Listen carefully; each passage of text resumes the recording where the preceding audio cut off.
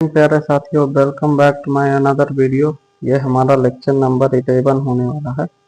तो अभी तक हमने लेक्चर नंबर 11 होने वाला है। अभी तक हमने 10 लेक्चर में काफ़ी अच्छे तरीके से कवर किया है कि किस तरीके से अंग्रेज़ों ने भारत पे राज किया है। ठीक, अब यह लेक्चर नंबर 11 में हम थोड़ा भारत की स्वतंत्रता कैसे हुई उसके बारे में जानेंगे। तो भारत की स्वतंत्रता होने के कारण दो हैं। एक तो इंग्लैंड में चुनाव, ब्रिटिश में चुनाव। चुनाव ऐसे हुआ कि ब्रिटिश में चुनाव, अब ब्रिटिश में चुनाव होते ही तो वहां पर बेबेल चुनाव लड़ना चाह रहा था। और कौन लड़ना चाह रहा था? और एटली चुनाव लड़ना चाह रहा था। अब बेबेल एटली होशियार आदमी था, जान रहा था कि भारत ने काफी अच्छे से विद्रोह कर लिया है। अब तो वो भारतीयों को समझता था कि यह अब स्वतंत्र हो ही जाएंगे, आज नहीं तो 2 4 6 साल 10 साल बाद। तो एटली ने क्या किया, भारतीयों को आश्वासन दिया कि अगर हम चुनाव जीत गए और ब्रिटिश में पीएम बन गए तो समझ लीजिए कि भारत की स्वतंत्रता पक्की है। तो जैसे ही भारतीय लोगों ने वहां रहते थे जो, वह एटली को वोट देना सही समझा और एटली चुनाव जीत गए। एटली चुनाव जैसे ही जीत गए तो उन्होंने अपनी शर्त के अनुसार भारतीयों को स्वतंत्र किया था। तो किस तरीके से स्वतंत्र हुए, चलो आइए आगे समझते हैं। तो उस चुनाव होने से पहले बेबल कुछ योजना लेकर आता था और उसमें कहा जाता है, योजना में 3 लोग थे। तो बेबल योजना में कौन कौन लोग थे? एबी अलेक्जेंडर थे, स्टेफोर्ड क्रिप्स थे जो क्रिप्स मिशन लेकर आए थे, और पैंथिक लॉरेंस। 3 लोग थे। बहुत इंपॉर्टेंट है कि बेबल योजना प्लान में कितने लोग थे? 3 लोग थे। ठीक, अब आगे बात करते हैं। इसमें क्या था? इसमें यह कहा गया था कि जो ब्रिटिश प्रांत है उसमें अनंतरिम सरकार बनेगी, इसके बारे में कहा गया था। तो अनंतरिम सरकार के बारे में कहा गया था बेबल योजना प्लान में। ठीक, इसमें ये जो लिखा हुआ है थोड़ा गलत है। भारत में अनंतरिम सरकार होगी। ठीक, अनंतरिम सरकार के लिए ये आया था। तो कैसे होगी भारत में अनंतरिम सरकार? तो भारत में ब्रिटिश प्रांत काफी अधिक थे, 11 थे। कितनी संख्या थी? 11। ब्रिटिश प्रांतों की संख्या 11 थी और भारत में ब्रिटिश प्रांत की संख्या 11 के अलावा अगर बात की जाए, देसी रियासतें 565 थी। 562 जो देसी रियासतें थी वो तो हाँ थी कि हम भारत के साथ हैं, लेकिन 3 देसी रियासतें अलग हो रही थी। और वो क्यों अलग हो रही थी, तीनों को अच्छे से समझते हैं। एक, जूनागढ़ के जो महावत खान थे, 3rd राजा थे, वो राजा तो मुस्लिम थे। महावत खान राजा मुस्लिम हो गए और जो जनता रहती थी वो इंडियन रहती थी 99%। तो ये इंडिया में ही रहना चाहती थी जनता, और महावत खान मुस्लिम थे तो वो अलग रहना चाह रहे थे। इसलिए सरदार वल्लभ भाई पटेल जो भारत के गृह मंत्री बने, वो ऑपरेशन पोलो किया था। तो ऑपरेशन पोलो करते ही जूनागढ़ को जनता के पक्ष में फैसला ले आए थे। ठीक, अगर और बात की जाए हैदराबाद की, इधर बात की जाए, चलो हैदराबाद के बारे में जानते हैं। तो हैदराबाद में जो था वहां पर एक रजाक आर्मी रहती थी, रजाक आर्मी। तो ये रजाक आर्मी जो थी, तो ये रजाक आर्मी बहुत शक्तिशाली थी।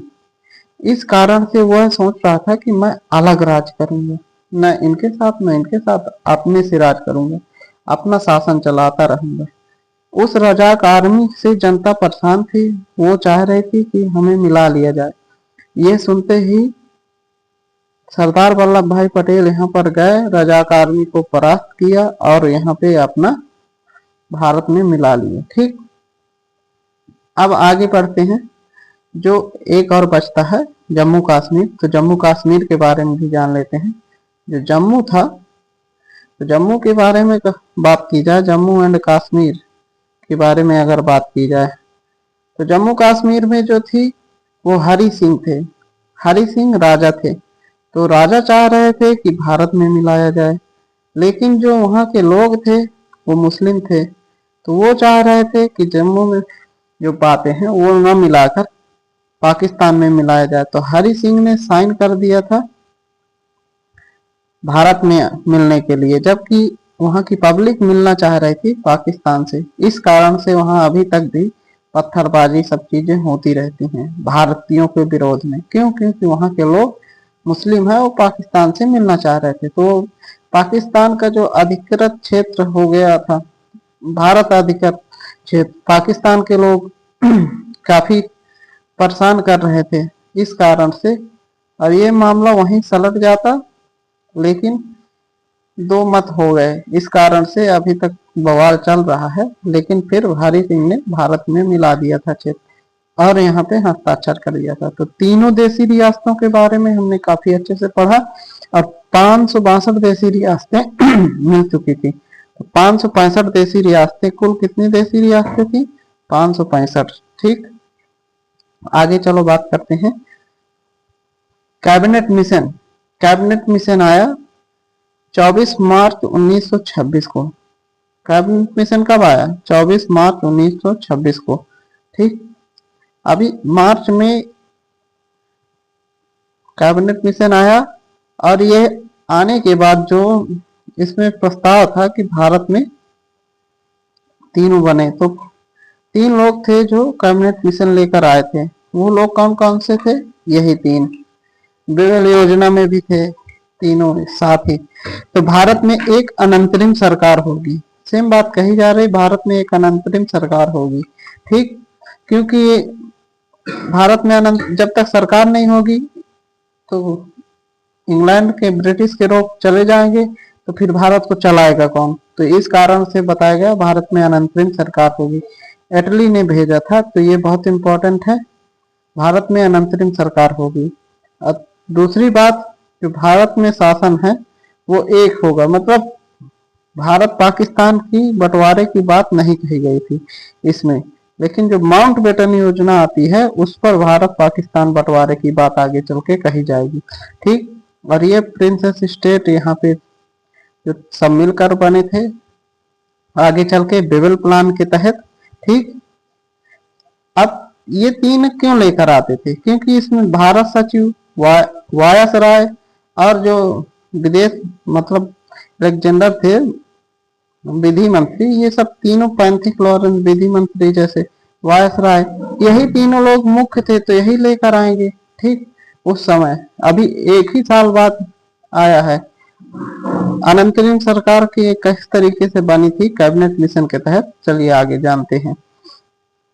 तो भारत में तीन मत थे, ज्यादातर कितने भागों में बांटा गया था प्रांतों को? तीन भागों में। एक भाग तो वो थे जहां हिंदू बहुसंख्यक थे, मुस्लिम बहुसंख्यक थे और बंगाल बहुसंख्यक। बंगाल ये बहुत बड़ा क्षेत्र था, ये पूरा पहले बंगाल था। पहले बांग्लादेश विभाजित नहीं था, न इधर बांग्लादेश विभाजित था न पश्चिम बंगाल, कुछ भी, सब बहुत बड़ा क्षेत्र था। बंगाल क्षेत्र में काफी जनता निवास करती थी। समझो 40 करोड़ जनसंख्या में 8 करोड़ जनसंख्या यही निवास करती थी। ठीक, तो बंगाल काफी बहुमत जनसंख्या वाला क्षेत्र था। तो तीन प्रांतों में बांटा गया। हिंदू बहुसंख्यक की बात की जाए तो जो बम्बई था, इधर बम्बई के बाद मद्रास था, इधर चेन्नई में नीचे मद्रास। ठीक, बम्बई मद्रास संयुक्त प्रांत अपने यूपी को कहा जाता है। ठीक, बिहार इधर हो गया और उड़ीसा। तो ये हिंदू बहुसंख्यक देश थे। कौन से थे? हिंदू बहुसंख्यक। ठीक, अब मिलते हैं मुस्लिम बहुसंख्यक। मुस्लिम बहुसंख्यक इधर थे, पंजाब था, सिंध था, उत्तर पश्चिम जो ये क्षेत्र था। ठीक, और इधर बात की जाए, इधर तो यहाँ पर ये बांग्लादेश पर बहुसंख्यक थे, बंगाल एंड असम के बहुसंख्यक थे। तो तीन बहुसंख्यक थे। कांग्रेस ने समूह को अनिवार्यता को खत्म करने के लिए आवाज उठाई कि एक समूह अलग अलग अगर इस तरह बंटवारा होगा तो मुस्लिम हिंदू मुस्लिम में वैसे भी भारत बंट चुका है, अलग अलग दल गुट बने हुए हैं, लेकिन अगर इस तरीके से बंटवारा होगा तो भारत का काफी नुकसान हो जाएगा, काफी लोग इधर उधर बढ़ जाएंगे। इसलिए कांग्रेस ने आवाज उठाई सब एकता रहना चाहिए। लेकिन अंग्रेजों का शुरुआत से ही काम था फूट डालो राज करो, तो फूट है डाल रहे थे। ठीक है, जम्मू कश्मीर के बारे में बताया कि ये तीन थे, जम्मू कश्मीर और वो ऑक्युपाइड पाकिस्तान यहाँ पर है।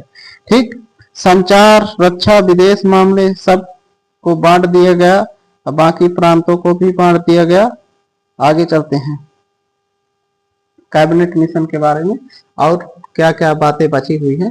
पाकिस्तान की मांग को अस्वीकृत कर दिया गया। पाकिस्तान की जो मांग उठी थी तो उसे कैबिनेट मिशन में अस्वीकृत किए गए थी, लेकिन जो माउंट बेटन आया था 47 में आता है तो उसे स्वीकृत कर देता है और न्यू स्टेट कर देता है। एक संविधान सभा का गठन किया गया, संविधान सभा का गठन किया गया जो संघ यूनियन मतलब राज्यों का संघ की तरह बनकर आगे चल के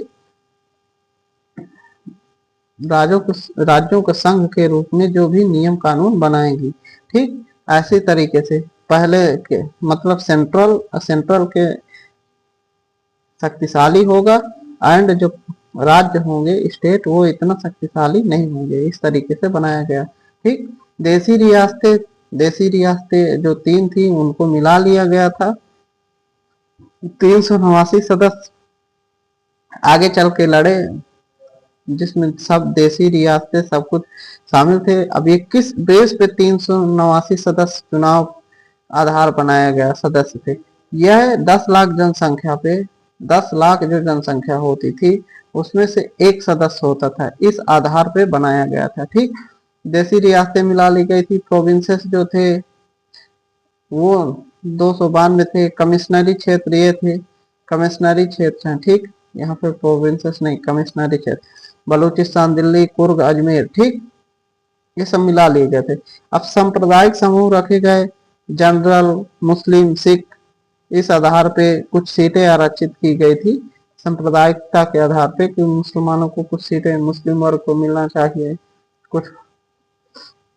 ठीक, अब संविधान सभा के चुनाव में क्या क्या बातें हुई। संविधान सभा के चुनाव में जो नाप तोल की बात हुई काफी अच्छे तरीके से।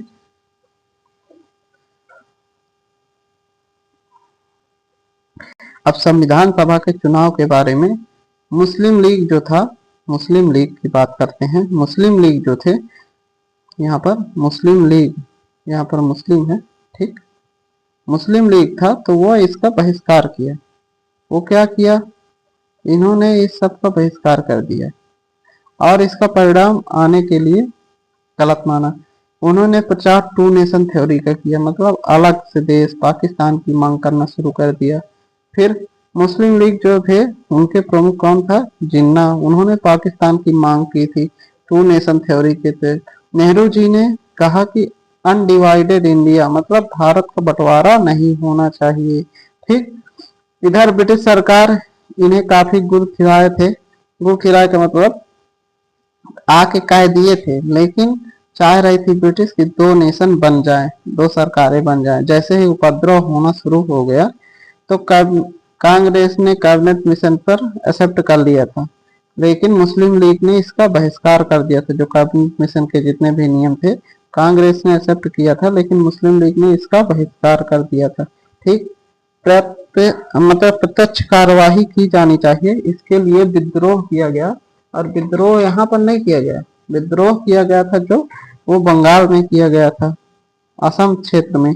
वहां पे विद्रोह को चाहती तो ब्रिटिश सरकार दबा सकती थी, लेकिन मुस्लिम लीग के विद्रोह को दबाया नहीं गया था। क्यों नहीं दबाया गया था, ब्रिटिश सरकार चाहती थी कि दो नेशन बने, इसलिए दबाते नहीं थे। संविधान सभा के चुनाव में जो बॉम्बे था, इलेक्शन विल बी होल्ड, इसी विद्रोह के चलते बॉम्बे का जो संविधान सभा चुनाव था वह रोक दिया गया था। ठीक, इस कारण से आगे चल के कैबिनेट मिशन जैसे ही खत्म होता है तैसे ही 1947 जैसे आता है माउंटबेटन योजना, उसमें टू नेशन थ्योरी दे दी जाती है और भारत का बंटवारा करने में आखिरकार ब्रिटिश सफल हो ही जाते हैं। ठीक, काफी प्रयास किया गया लेकिन प्रयास सफल नहीं हुआ। मुस्लिम लीगों ने कैबिनेट मिशन का बहिष्कार किया, लेकिन कैबिनेट मिशन को स्वीकार किसने किया था? वो कांग्रेस ने स्वीकार किया था, सभी लोगों ने स्वीकार किया था, भारतीय।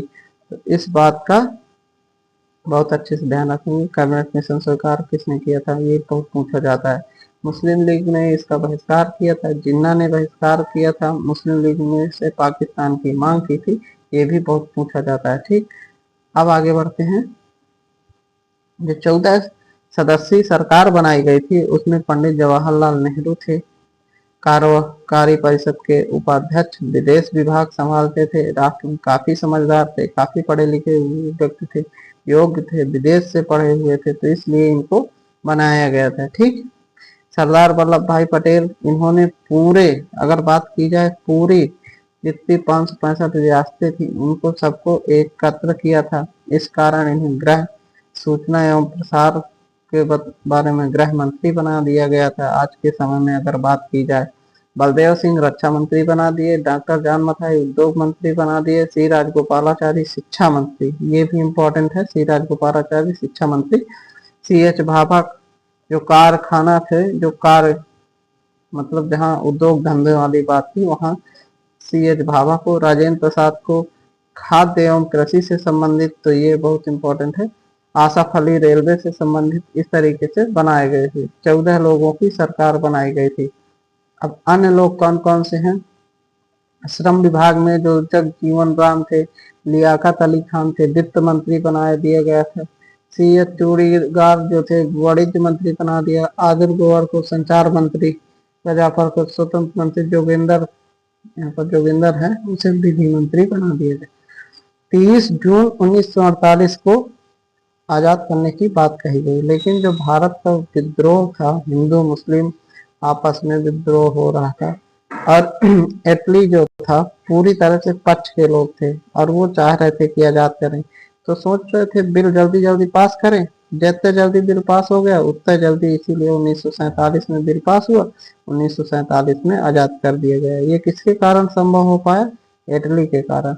इटली भारत के पक्ष में ही था ज्यादा से ज्यादा, बहुत समझदार था। प्रधानमंत्री जितने भी हुए उसमें से इटली ही एक ऐसा व्यक्ति था जो भारत के हित की बात की और उसे पूरा भी किया। तो 20 फरवरी 1947 को इटली ने घोषणा की थी कि 30 जून 1948 को आजाद किया जाएगा। कब आजाद किया जाएगा ये क्वेश्चन पूछा जाता है। 20 फरवरी 1947 को यह घोषणा की गई कि भारत को 30 जून 1948 को आजाद किया जाएगा, लेकिन आगे इटली ने जल्दी जल्दी बिल पास किए, तो जल्दी पास हो गए तो जल्दी आजाद कर दिए।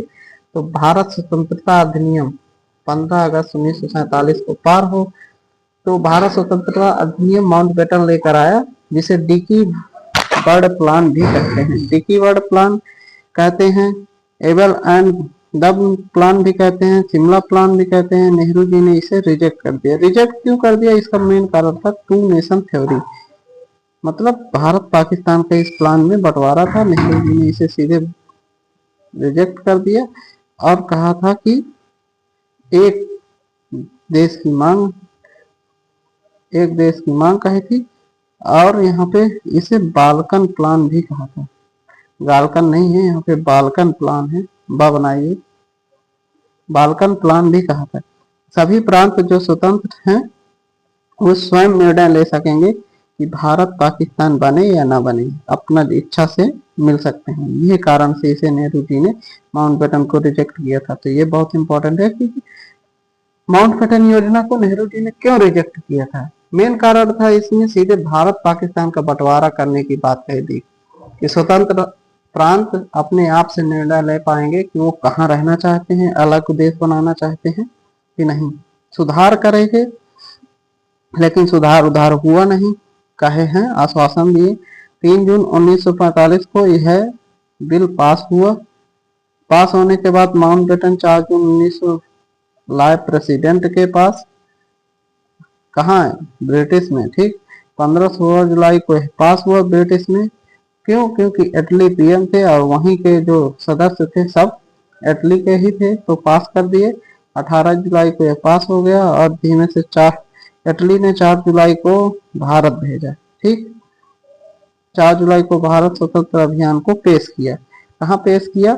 जो राष्ट्रपति भवन था, पीएम की जो संसद थी वहां पर पेश किए।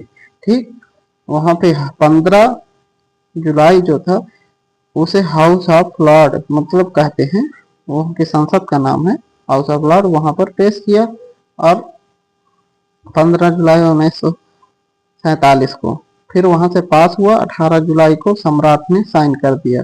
साइन सम्राट जो वहां का राजा होता था वो उसने भी स्वीकृति कर दी। ठीक, अब 2 अधिराज्य के बाद यह चीज बहुत गलत किया है कि 2 अधिराज्य होंगे, बाद में सीधे से 2 अधिराज्य होंगे।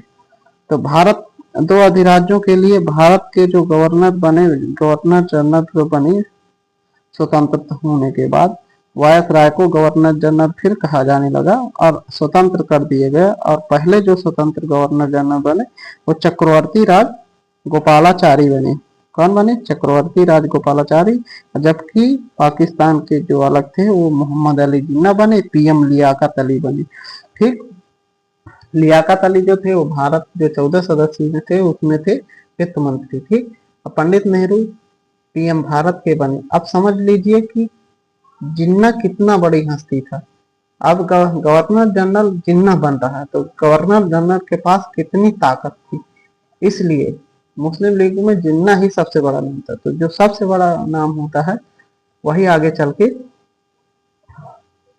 गवर्नर जनरल होता था। तो जो भी ब्रिटिश होते थे वो समझिए भारत में किस तरीके से गवर्नर जनरल होते थे, तो कितना बड़ा मतलब सर्वश्रेष्ठ माना जा रहा था। ठीक, भारत के लिए। अब आगे की चीजें कल पढ़ेंगे। ठीक, और ये सारी चीजें आगे कल पढ़ेंगे। तो तब तक के लिए टेक केयर, जय हिंद। अच्छे से पढ़ते रहें, रिवीजन करते रहें।